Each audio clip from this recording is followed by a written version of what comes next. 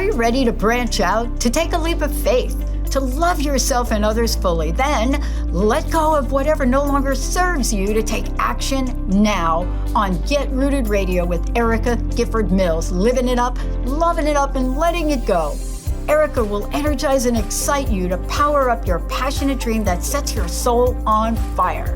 With Erica's E3 approach, equipping, empowering, and enlightening yourself so you can be yourself for yourself. Get ready and get rooted to live a life without regrets, without what ifs, without should haves, and especially without empty feelings from a life unexplored. This hit show helps you build powerful and intentional roots to live it up, love it up, and let it go. Get fearlessly ready and powerfully rooted in your yes with your host, Erica Gifford Mills, and be fearless about your more and stand in your yes. Now on Get Rooted Radio.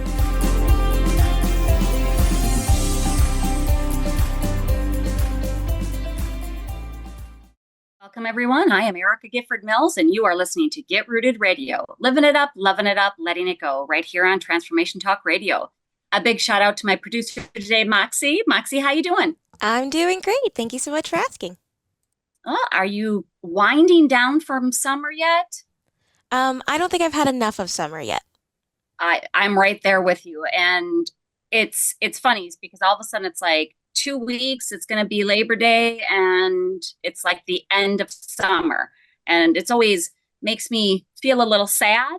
But also I'm a big kid at heart. Even though I don't have kids in school, I still like to go back to school shopping, get new journals, get new notepads, new pens, and tie everything in. I feel like it's almost time for a new beginning, more so than the new year is, right? Than the holiday, than January 1st. And that's kind of what we're going to talk about today, because today's episode is titled Hitting Reset on Your Family Wellness. And really in this episode, we're going to dive into the foundational pieces of family wellness, and what better time with the school years beginning, whether you're going back to school yourself, whether your kids are off to college, high school, elementary school, middle school, any of that. We really have a fast-paced culture, and it's quick food, quick fixes, quick changes, quick drop-offs, and an abundance of screens. And what we want to talk about today is how to be an intentional parent in today's world. We'll give simple takeaways that you can implement today to create more connection, peace, and health in your home. But first, I want to tell you a little bit about my guest, Whitney Bean. Whitney is a certified integrated wellness and life coach. She's a certified somatic practitioner, a birth doula, and a mom of 4. Whitney works with families and parents to help them create a foundation of love, peace, and joy in the home. Her main tools to help families create healthier foundations are healthy habit coaching like nutrition, movement, sleep, stress reduction, and mindfulness and emotional intelligence. She really believes that these skills help individuals to heal triggers and make way for healthier relationships and brighter futures for the whole family. Whitney really loves to bring these tools into the community by working with expecting moms in need, the different expecting moms in need through her birth doula work. And I have had the great pleasure to introduce you to Whitney. Whitney, say hi to our guests. Hi, how's it going? I'm so excited to be here, Erica. I'm so glad to have you on, because I think this is really, truly a perfect time with the school year starting, and it kind of gives us a good reason, and not that we need a good reason, just because something went bad today, we restart the next moment, but it's a good time to restart. And so this first segment, I really want to get into the family wellness. So how do you define family wellness? Yeah, so I think family wellness is something that we can each define in our own families. And I think it really comes down to narrowing down on our own values, what values we have as a family. And you can do that by you yourself kind of defining those values, doing that with a spouse or in a family meeting, defining what those values look like. And the key here to family wellness is that we will see those values show up in our daily life. So if you have a value of being able to be outdoors with your family, if you have that value, you should be seeing that numerous times throughout your month with your family as an end product. So whatever we value underneath is going to show up hopefully in our end product. And I really feel like that's what wellness is for our family. We're having that healthy wellness within our minds, within our emotions, within our bodies, and within our spiritual life. And it really comes down to reflecting those values into the real everyday life. And I like that you mentioned that, values are the root of family wellness. So how do we express those? I mean, you would like to think that when you are a part of a family, you have very similar values. But I think as we see generations change, our values change, or maybe based on our physical health or our physical wealth, sometimes those values may change. So you started talking about what part of values play in family wellness, but how do we take that one step further? Yeah, so you make such a good point. And I think it's really important that we are flexible with our values because we are all defining them at all times with our life experience, with the experiences that we see around us. They change, right? And even if we were raised one way, maybe when we become parents or when we hit milestones in our life, we realize maybe that wasn't the way that I want to parent my kids, or that's not the way that I want to treat my body. And so sometimes it's that, having experience of the opposite and then feeling the triggers later in life and saying that just doesn't feel right to me. So that's kind of the first thing, like you're saying, is it really is a matter of continually checking in as a family. I'm a huge advocate for family meetings weekly, really monthly for some people, if it's not going to happen weekly, but weekly family meetings where we're checking in. Are these still our top values? How do we want to get these into our schedule for this week? So that's part of it. There is being open and communicative with our family. And as things change or as we develop, saying, I think we need to add a value here. I think we need to add something. It feels like, our kids are dealing with XYZ. Maybe there's something we can add in here. So really being flexible and communicating well as a family are a really great way to get a feel for what those values look like in the actual family. And I think that, communication can be a big problem, right? Yeah. And which, is a barrier. But what are some other barriers to family wellness that most people face? I think our culture is a pretty large barrier to a lot of this as well. I mean, we have this huge abundance of screens. We have this huge abundance of processed foods, sedentary lifestyle, just negativity in general. So all of these things, they do tend to work against us. And so that's why as a family, we have such an amazing opportunity to really set a strong foundation. I think having just habits in general, that's a huge barrier. If we have a habit one way, changing and getting everybody on board is a huge barrier. I have a lot of moms that I work with who say, I really want to dive into this, but my spouse is not ready. And that is super common to have differing point of views or differing values and not quite being at the same place. And like we already talked about, just open communication and creating a space in the home where we can feel safe to talk about whatever our opinion is, can be really helpful in figuring all these things out. Yeah, and being that active listener, because communication is not just the words coming out, it's taking the time to be that active listener. Yep. and truly hearing what your partner or your kids are saying. And I think that's, I just actually recently had a conversation with my son about sometimes you need to understand a different other person's perspective. And I know that's an obvious statement, and I know you do understand that, but you were raised differently than how I was raised, and not intentionally. It's just a very different time. My parents were happily married until they passed, and that what this year would have been 70. I had to look at the date. 71 years, 72 years that they would have been married if they hadn't passed. And, I'm not. I'm a divorced mom. And so, you see those little things, and it's not that I don't value that, but looking at another point of view and also understanding from a parental perspective, you might have been raised one way, your spouse might have been raised a different way. And do you have that same want and value and need when it comes to then your family wellness? Yeah, absolutely. And I think, if you are working with a spouse and not just setting your values by yourself, I think it is important to be, like you're saying, an active listener, but really understanding, and maybe honing in on what brought the two of you together.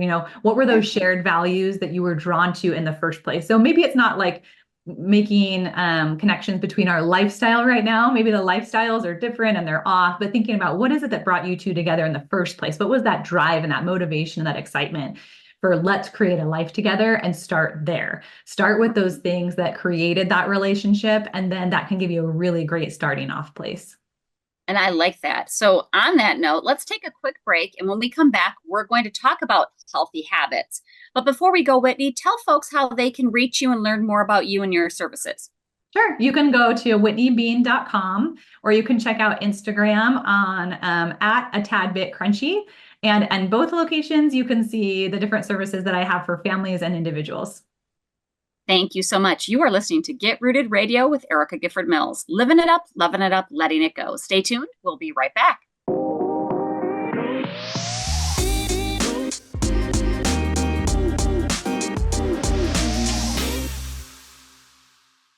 Welcome back to Get Rooted Radio with Erica Gifford Mills. Living it up, loving it up, letting it go. During this segment, we'd like to learn more about healthy habits. So when we talk healthy habits, what kind of healthy habits do you mean? And how do they impact the family? Yeah, thank you. So we're going to dive into a few different areas of those. When we talk about resetting, you were talking about resetting with the school year, which I think is so beautiful. And that first section that we're going to talk about, like you're saying, is healthy habits. So when we talk about healthy habits, we like to think about lifestyle. So within lifestyle, nutrition, movement, sleep, all of those daily habits that sometimes just erode little by little. And we want to reset and think about how really foundational they are to our well-being and to how we behave and interact with the people around us. So if we are sleep deprived, if we are not eating well, if we have those strains on the physical body, it is hard to show up as the person we want to be in our families.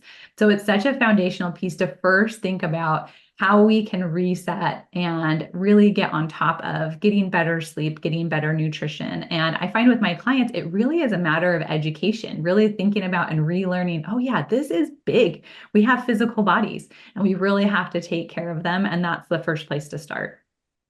They are so interconnected, right? I mean, when you don't get enough sleep, you are cranky or irritable, and you might be more emotional. If you don't fuel your body by eating, not even just eating, but eating properly, then you're not going to have the energy that you need. You're not going to be able to focus. And all of those things, mental, emotional, physical, spiritual, everything is all interconnected. Mm-hmm. So what are some of the most significant habits that families can adopt? And then how do we create, as you said, those rituals and routines around those healthy habits? Yeah, a couple that come to mind. The first one is really having a good sense of what screens look like in our families. Unfortunately, screens they take the energy out of the room. They really do. And so we know we can use them for good. We all know that there are things, we can text with a family member who's far away, or we can see and say hello to a grandparent who's having a birthday, right? There are wonderful things to do with technology, but having really firm structures on technology can also create more time, more freedom. It's not sucking the time and the energy out of the home. So setting a tone as a parent first, setting that tone with what screens look like in the home, and really having a boundary on them, making sure that our screens stay on one floor of the house, and by 8 p.m. every night, we turn them all in. And so then it opens up time for families. If we are having dinners with no screens, it's just opening up more time and more opportunities. The next one is thinking about our nutrition, really getting back to thinking about eating real foods. We have so many processed foods that our brains crave and they want, but really getting back to thinking about getting more whole, organic if possible, foods into our diet. So those are two of the big pieces that families can do. And you asked about how do we make that a routine and a ritual? Well, if we make it feel like it's a chore and it's really hard, our kids are probably going to follow suit. But if we do those things easily and we create a foundation for the family to do that with not really, removing those barriers, then we have the opportunity to do that in a way that's really kind and peaceful. And so one of the things that I think of, we have a family meeting every single night. We have a little bit of a family ritual. We call it our nighttime huddle. So in our nighttime huddle, we don't have screens during that time. And we kind of hit on each of these areas that we're talking about today, just a real small synopsis where we can touch base and kind of reiterate what our family's focus is. Yeah, and I think that is, we live so much in a world, as we said in the intro, the quick, right? But it's also that instant gratification. Yes. And a lot of that comes from technology, from the screen. Like, oh, we don't know, let's just look it up and have it right at the tip of our hands. Oh, we need this, we need groceries, just let's order it and it's here, right? Food, everything. And I think when you take that step back and going back to the basics, right? Having that true in-person conversation, being able to see people's body language, see their faces, and see all of that, I think helps, because sometimes people hide. We all know, right? Bullies, they hide behind the screens. Mm-hmm. And you can't always, you can read in emotion when you see something, or right or wrong. And I think when you do have that in person, you get more of that connectivity. Mm-hmm. Absolutely. Yeah. And when we make that part of our daily routine, we're always coming back to those healthy habits, right? We have that stable foundation because we've set some really clear boundaries. My husband always says we have so much more time in our home simply because we reduce our screens so much. And so, our kids are able to learn an instrument. We're able to say, hey, let's all go for a bike ride. We're able to have more flexibility in our time. We don't have that barrier to self-care and that barrier to family care because we simply have an additional amount of time, because we aren't getting lost in scrolling.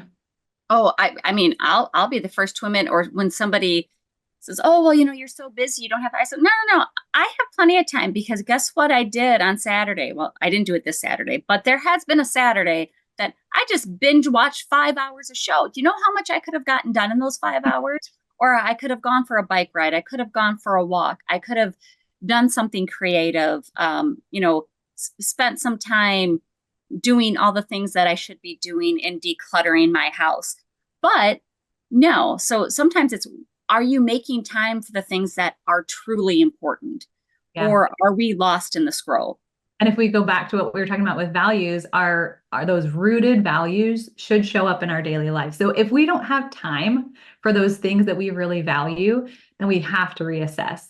If we're, that's a huge barrier to people say, I just don't have time for family wellness, right? If you don't have time for family wellness, then let's readjust. Let's remove some items. Let's situate what we're doing so that we can really open up the schedule to what you value. And that's one of my first questions with clients is, do you want this, right? Like, is this something you value? I don't want to push any agenda on anybody else, but if they want to value certain things, then we can create a path where that's easier in their everyday life.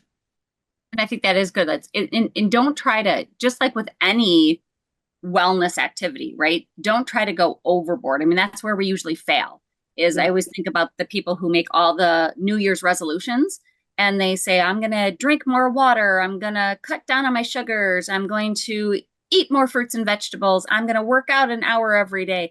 They try to do all these things and they can't, so they just quit. Would you recommend with your clients and our listeners to try to just do one thing at a time, like introduce one thing, let's master that, and then we can introduce another? Yeah, I think with each person, it really is individual and kind of choosing that lowest hanging fruit. Most people know what first step they want to take. And so giving them the permission to be open to, we'll take one step at a time, or I like to do a couple pieces of homework each week, right? So what are, the 2 or 3 things that you want to do this week that we can really get a handle on? And then next week we'll reflect. Were they too hard? Were the goals too hard? Do we need to bring, the bar down a little bit? Or is it not really as important as you thought? So really working with each individual, because again, it's coming from their values. So they're going to know what they're missing out on. They're going to know what their family is needing because they have that intuition for their family. I love that. So we're going to take a really quick break, but we're going to come back. I'm going to talk about mindfulness and stress reduction, because as we all know, sometimes we're not in the moment and we all have stress at some point in our life. And these are two very important topics. So before we go, Whitney, tell listeners how they can reach out to you. Yep. So you can reach out at a tad bit crunchy on Instagram. I share all kinds of tips and little videos with everything from wellness tips, emotional intelligence tips with kids, and recipes on there. Or you can check out whitneybean.com. Wonderful. Thank you so much. I'm Erica Gifford Mills, and you are listening to Get Rooted Radio. Living it up, loving it up, letting it go. Stay tuned. We'll be right back.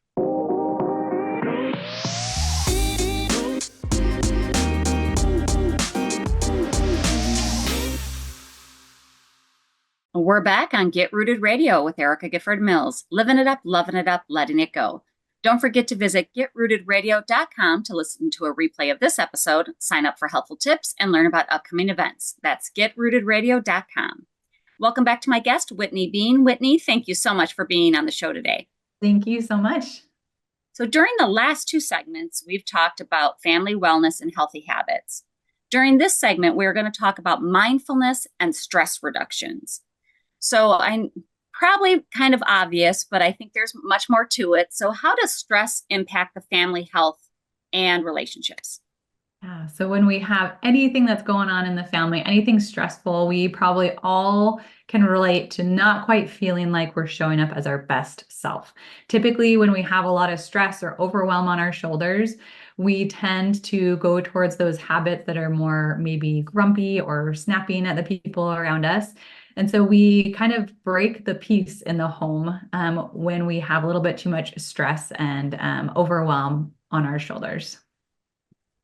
And so when we say stress reduction and mindfulness, tell us what you mean by that and some tools that we can implement in the family to reduce the stress and really be in the moment. Mm-hmm. And that is the huge key too, is when we have that stress, it really pulls us from the moment, right? We don't act the way that we normally would if we felt relaxed and close to the people around us. And so when we think about our family in general, kind of continually taking a little bit of a pulse on how things are going. As adults, we can look at our kiddos and it's so easy to recognize when they feel stressed, right? If they're playing with a toy and they can't quite get it, and you can just feel that tension and that stress, right? That's a healthy amount of tension and stress. And we can help them and we can say, hey, I'm here for you if you need me, right? We don't want to take over. We want them to learn how to cope with that stress in healthy ways, starting small when they're young. And then in turn, as they're getting older and as we are being more self-aware, we're learning different skills. So when it comes to mindfulness and even using tools like meditation or breathing, we're talking about recognizing, being aware of the stress that's going on, and then interacting with it, saying, do I need to take a different step here in order to reduce that stress? So going back to the example of the kiddo trying to play with the toy, there's a healthy amount of stress, even in our own lives. It's kind of that where we care, right? The things that we care about, we might feel a little bit of like, oh, okay, I got to get this thing done. But then when it gets to the point where it really is impacting our health and impacting our relationships, impacting the way we're communicating, then we know we need to take an action. We need to interact with that in a way that's different. So then we talk about mindfulness and breathing techniques and using those in an everyday instance. So really recognizing with our kiddos is, again, a great example. It's easy to recognize it in somebody else. When we see that there's stress going on, being able to offer to them some of those tools and techniques. I always tell parents to practice the tools and techniques when they're not in the stressful situation, because most kids don't really want to hear what you want to teach them in that moment. And if it's something that's familiar and you've talked about as a family, then you can remind them and kind of give them that cue when they are in the stressful situation. And I think that you mentioned, the kiddos, right? I laugh because, and I've mentioned this a couple times on different episodes when we were talking about mindfulness or meditation or really just anger. And what I used to do with my son is, blowing out the mad, because he sometimes had, well, as kids do, big emotions, but he couldn't get his words out fast enough. So what he would do something instead of asking somebody to stop doing something or, making the question. So I said, well, before you react, you need to blow out the mad. So we made a game of it, then this was long before people were saying this was mindfulness, the breathing techniques, right? And we laughed because it worked for him, because by the time he blew out the mad, he kind of was laughing about it by the time he was done, and then he could formulate the words to get out what he needed to do. But we've mentioned the kiddos. So how young can we start to teach mindfulness and stress reduction to our kids? Yeah, and anybody who's been around young children, they copy you at a really young age. Even young babies, you stick your tongue out, they stick their tongue out. You tip your head to the side, they tip their head to the side. They're watching us from a really young age, and they also can sense the stress in the room. So as far as little as a baby, really helping them to cope. Practicing with young babies who are crying, managing your own stress and taking deep breaths. If we have this tension and this stress with this crying little baby, they're learning what that looks like. So even from a really young age, helping them to co-regulate by doing it first for yourself. And then as they get older, as they turn into toddlers, they are incredibly receptive to all of these techniques and skills. And kids are also incredibly imaginative. For us adults, when we do something like, okay, blow out the mad or blow out the angry, or, envision that you have your frustration in this ball in front of you.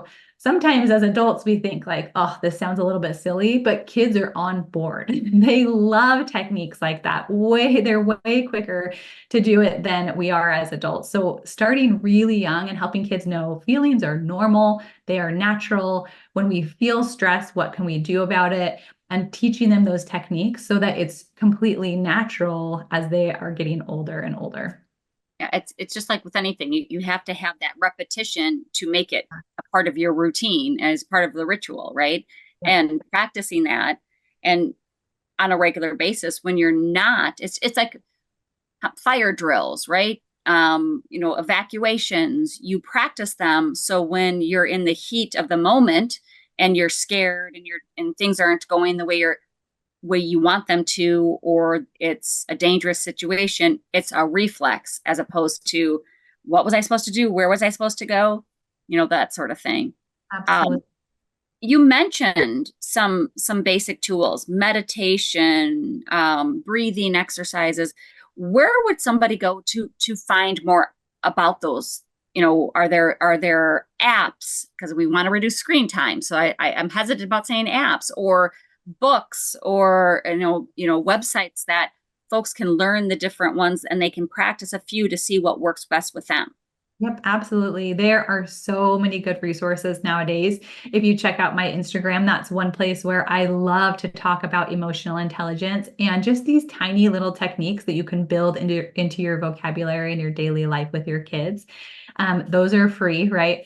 And then one of my favorite apps is called Insight Timer. It's a meditation app. It is also free. And within that app, you can look up things just for kids. You can look up things for anxiety, for tummy aches, for whatever you can think of. And you can get really specific about what type of meditation you're doing. I love with my clients to do really personalized one-on-one meditations, because sometimes we have a block that feels so specific to us, and it doesn't feel like, one of those more general meditations might work. So you can, contact somebody that can do a unique to you or individualized meditation as well.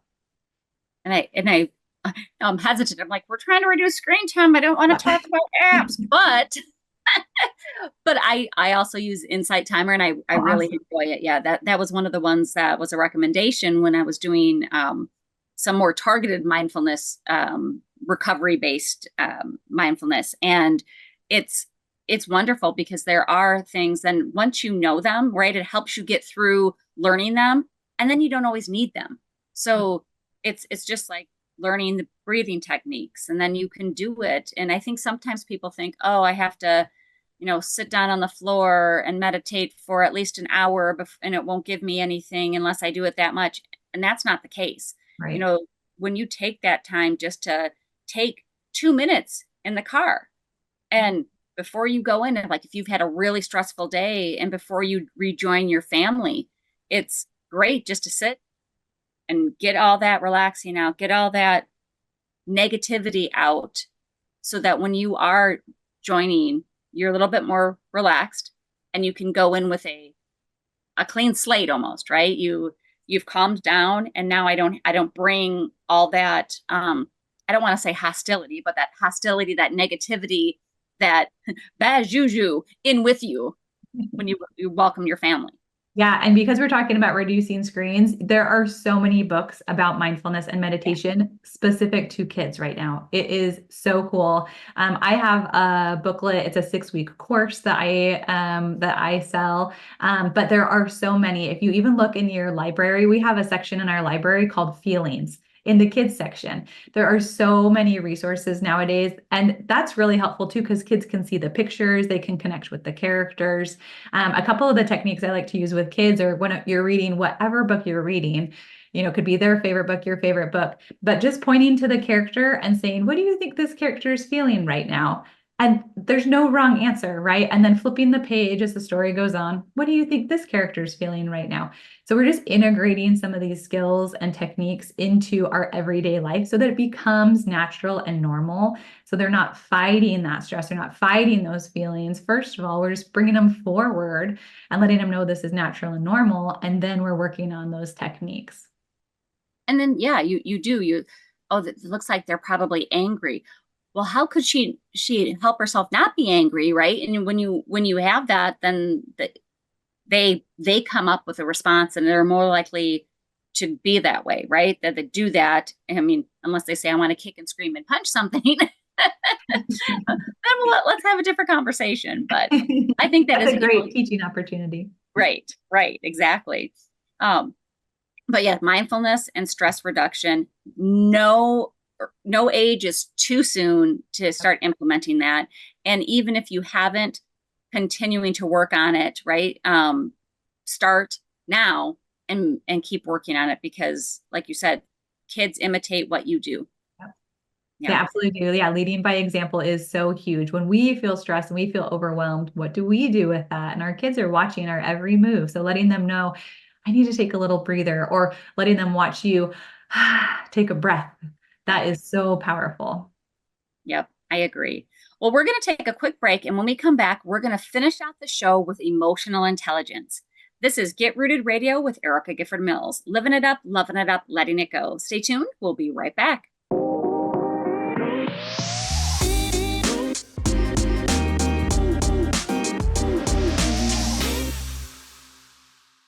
Welcome back to Get Rooted Radio with Erica Gifford Mills. Living it up, loving it up, letting it go.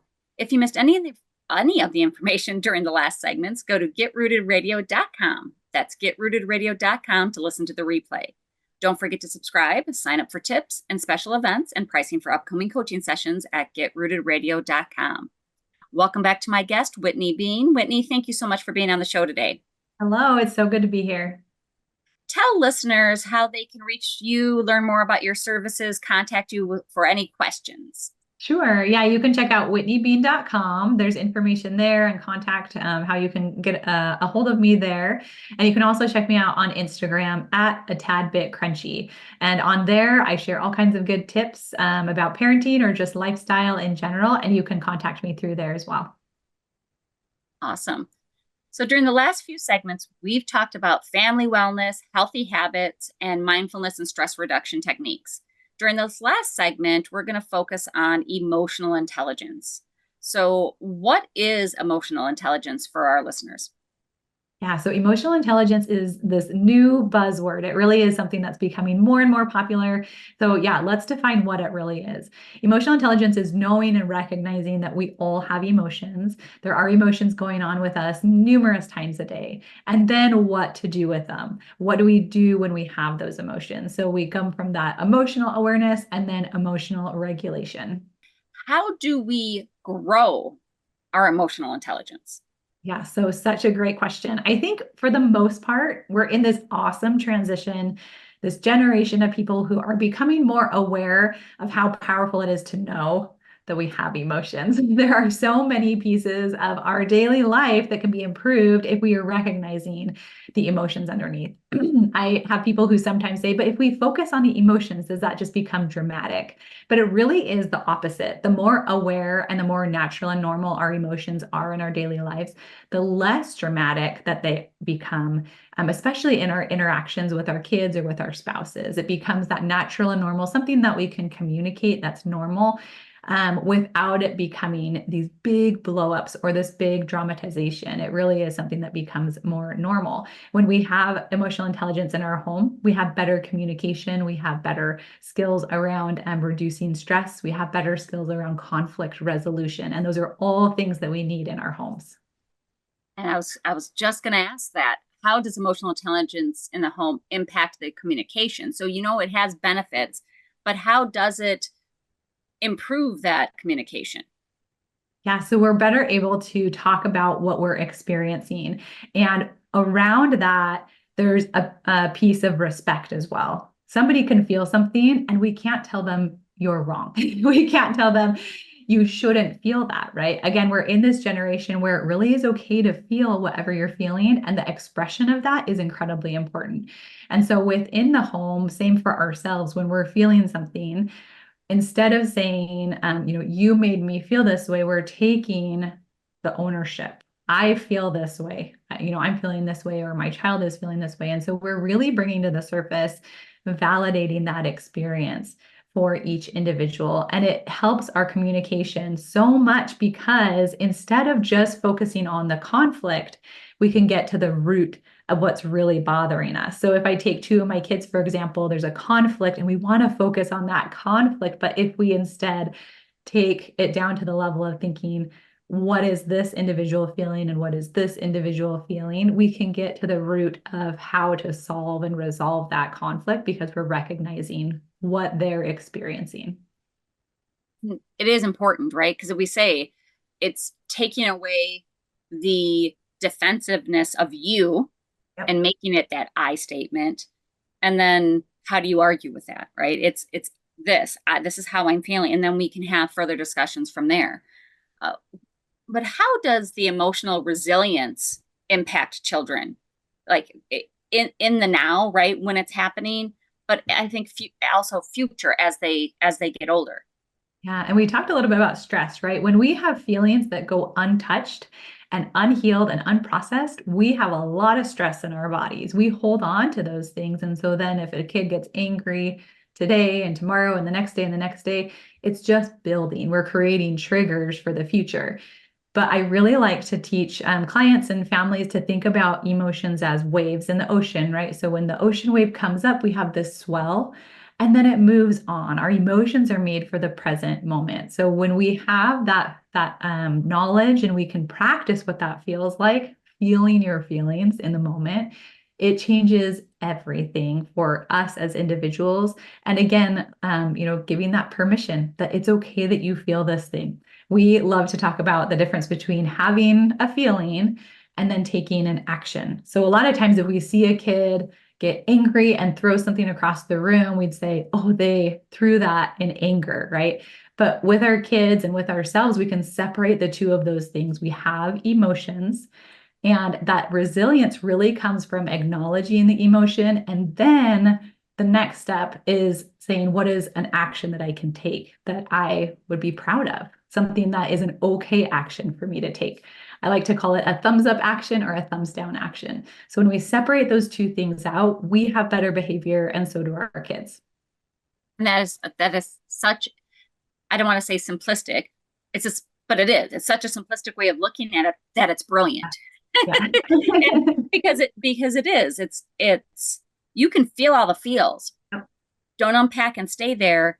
And you can feel that, but don't take that next step to the action, because you're responsible for that action. Yep.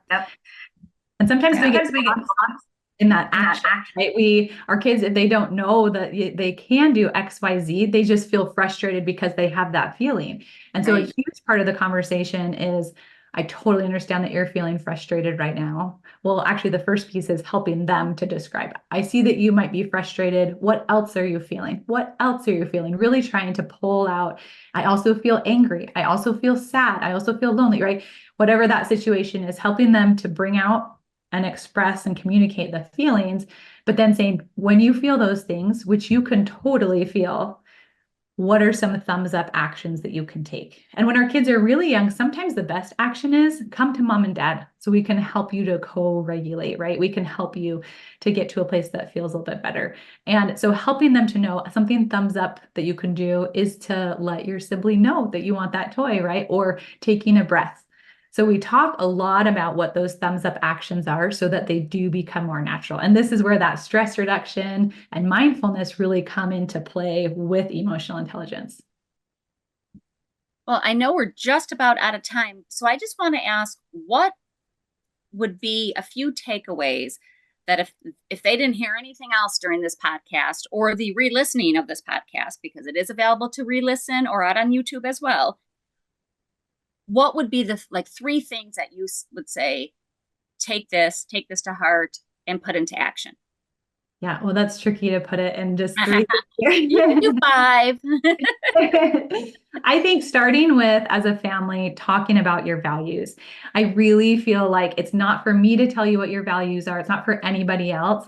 Do your research, talk to people that you admire, and then come up with some values that you want to have as a family. That is step number 1. And then creating a space where you can make those things happen in your daily life. So when it comes to healthy habits, mindfulness, meditation, or emotional intelligence, none of those are going to happen unless we create space for those values in our home. And through all of those things, the last takeaway I would say was, as you work on these things as a family, you will see better communication. You will see more peace in our homes. And that is really, really so key to improving our communities. I couldn't agree more, because it all starts where you are, right? If you can find the peace in the home, it's going to have that ripple effect into the community, into the world, and it's just going to go on and on. Yep, absolutely. Well, thank you so much, Whitney, for being on the show today. Tell listeners one last time how they can reach you. Sure. You can check out Instagram at @atadbitcrunchy, and you can also check out whitneybean.com. Wonderful. And I want to thank you all for tuning in to Get Rooted Radio. If you missed any part of today's episode or want to listen again, go to getrootedradio.com for the podcast and for the YouTube. Don't forget to tune in the first and third Monday of each month at 5 p.m. Eastern, 4 p.m. Central, and 2 p.m. Pacific, right here on Transformation Talk Radio. Thank you for tuning in. Have an amazing day, and I'm looking forward to the next time on Get Rooted Radio with Erica Gifford Mills. Living it up, loving it up, letting it go. Goodbye, everybody. Thank you for listening to Get Rooted Radio with Erica Gifford Mills, living it up, loving it up, and letting it go. Visit getrootedradio.com if you've missed any part of this hit show, and tune in on transformationtalkradio.com to live fearlessly in your more and powerfully rooted in your unlimited yes. For more information and to work with Erica directly, visit getrootedradio.com. That's getrootedradio.com, and get ready to live it up, love it up, and let it go.